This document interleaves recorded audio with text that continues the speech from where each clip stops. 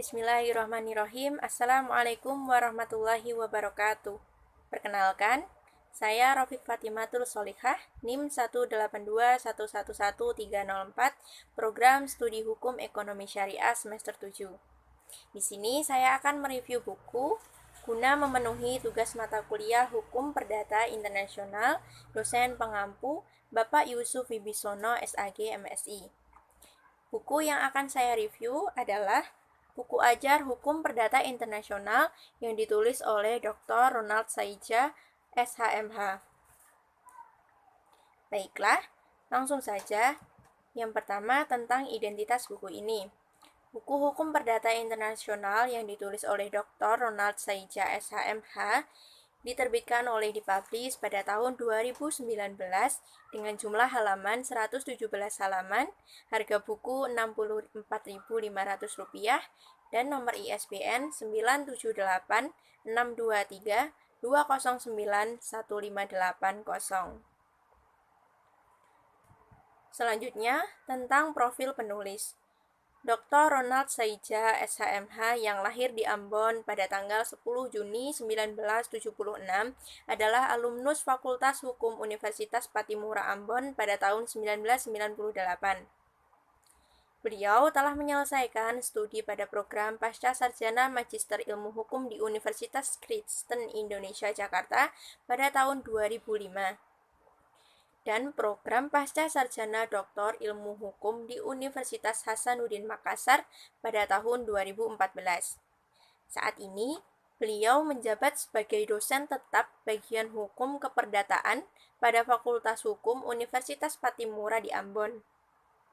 Beliau juga aktif dalam mengadakan penulisan buku, penelitian ilmiah, penyaji makalah nasional, serta memberikan penyuluhan hukum. Selanjutnya, tentang isi buku ini. Dalam buku ini terdapat 9 bab. Yang pertama, bab pertama membahas tentang pengantar hukum perdata internasional. Pada bab ini, Sauverplain mengemukakan bahwa hukum perdata internasional adalah keseluruhan aturan yang mengatur hubungan hukum perdata yang mengandung elemen internasional dan hubungan hukum yang memiliki kaitan dengan negara-negara asing. Pada bab yang kedua, membahas tentang sejarah umum hukum perdata internasional. Dalam perjalanan sejarah hukum perdata internasional sendiri berasal dari bangsa Romawi dan diawali dengan era Romawi kuno. Bangsa Romawilah yang berhasil membuat suatu sistem hukum yang konkret, yang mana berhasil bertahan sampai sekarang. Beberapa waktu yang lalu, para sarjana hukum perdata internasional berhasil menemukan adanya sistem hukum perdata internasional di Cina dan juga di Afrika, yang mana sangat mungkin usianya lebih tua dari yang berkembang di Eropa. Namun, sistem hukum perdata internasional tersebut tidak berlanjut atau sepertinya berakhir tanpa memberikan pengaruh terhadap perkembangan hukum perdata internasional sendiri. Selanjutnya, dalam bab yang ketiga membahas tentang penunjukan kembali atau yang biasa disebut dengan renvoi. Persoalan renvoi ini berkaitan erat dengan persoalan prinsip nasionalitas atau domisili dalam menentukan status personal seseorang, terutama karena adanya perbedaan mengenai prinsip yang dianut, yaitu prinsip nasionalitas atau domisili di berbagai negara. Persoalan semacam ini akan timbul karena menurut kenyataan terdapat aneka warna sistem dalam hukum perdata internasional. Oleh karena itu, terjadilah konflik the system in the international prive, sehingga tidak ada keseragaman dalam menyelesaikan masalah hukum perdata internasional di berbagai negara. Selanjutnya, dalam bab yang keempat, membahas tentang ketertiban umum.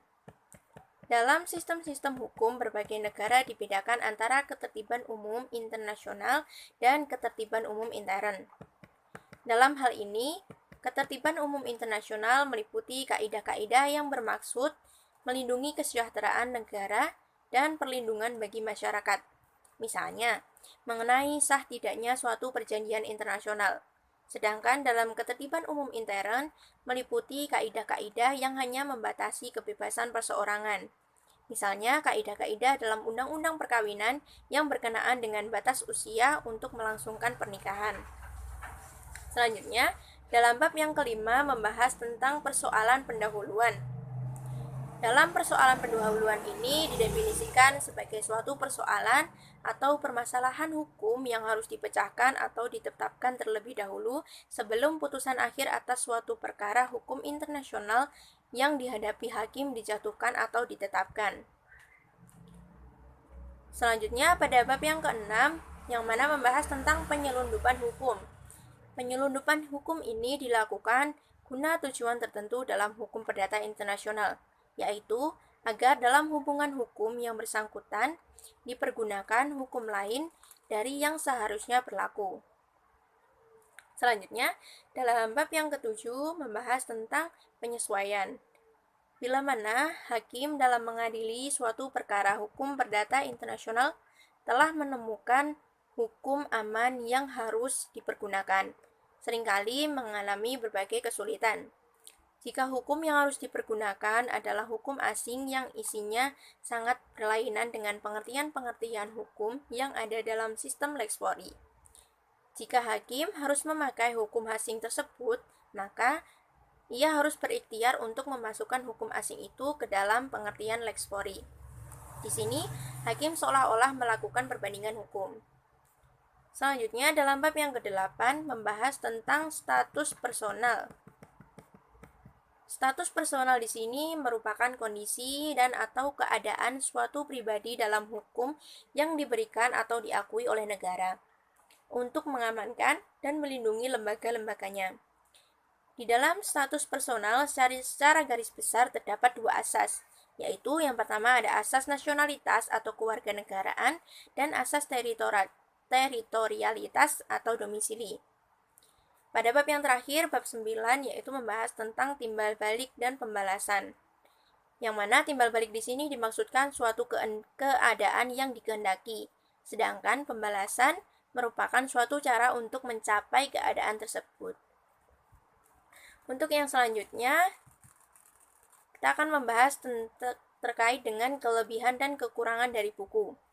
Kelebihannya, dalam buku ini di setiap akhir bab terdapat rangkuman yang memudahkan si pembaca dapat memahami isi dari buku tersebut. Bahasa yang digunakan dalam buku ini juga mudah dipahami. Pembahasan yang runtut dan disertai banyak pendapat para ahli di dalamnya menjadikan buku ini sebagai rujukan. Materi dalam buku ini juga sangatlah lengkap sehingga cocok dijadikan sebagai buku ajar. Sedangkan kekurangan dari buku ini sangatlah mudah robek. Dalam daftar isinya hanya menyebutkan babnya saja, tidak disertai dengan subbab-subbabnya. Padahal subbab-subbab tersebut sangatlah penting sebagai pembaca untuk dapat dengan mudah melihat isi dari buku tersebut.